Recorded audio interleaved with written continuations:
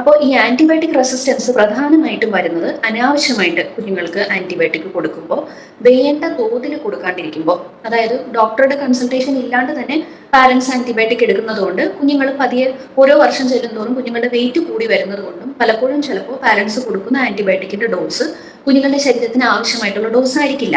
അത് മാത്രമല്ല, ഇങ്ങനെ കുഞ്ഞുങ്ങൾക്ക് നമ്മൾ ആന്റിബയോട്ടിക് കൊടുക്കുമ്പോൾ മിക്ക ആളുകളും ചെയ്യുന്നത് എന്താന്ന് പറഞ്ഞാൽ ചിലപ്പോൾ ഒരു 2 ദിവസമൊക്കെ കൊടുക്കുമ്പോഴത്തേക്കും കുഞ്ഞിനൊരു താൽക്കാലിക ആശ്വാസം കിട്ടും.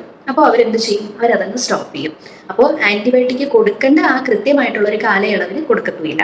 അപ്പോൾ ഇങ്ങനെ ഇറഗുലർ ആയിട്ടും വേണ്ട ഡോസ് ഇല്ലാതെയും ആന്റിബയോട്ടിക്കുകൾ നമ്മൾ കൊടുക്കുമ്പോഴത്തേക്കും നമ്മുടെ ബോഡിയിലുള്ള ബാക്ടീരിയകൾ ഈ ആന്റിബയോട്ടിക്കിന് റെസിസ്റ്റന്റ് ആകും. അതായത് ഒരു നമ്മൾ പറയില്ലേ, കുഞ്ഞുങ്ങളെ അടിച്ച് നമ്മൾ തുടങ്ങിക്കഴിഞ്ഞാൽ കുഞ്ഞുങ്ങളെ നമ്മൾ പിന്നെ ഒരുപാട് തവണ നമ്മൾ തല്ലിക്കഴിഞ്ഞാൽ പിന്നെ കുഞ്ഞുങ്ങൾക്ക് ആ തല്ലിന്റെ പേടി പോകും അല്ലേ? അതുപോലെയാണ് ആന്റിബയോട്ടിക്കുകൾ നമ്മൾ ബാക്ടീരിയൽ ഇൻഫെക്ഷൻ കൊടുക്കുമ്പോൾ സംഭവിക്കുന്നത്. എപ്പോഴും നമ്മൾ ആന്റിബയോട്ടിക് കൊടുത്തു കഴിഞ്ഞാൽ പിന്നെ ബാക്ടീരിയക്ക് ഈ ആന്റിബയോട്ടിക്കിന് പേടിയില്ലാണ്ടാവും.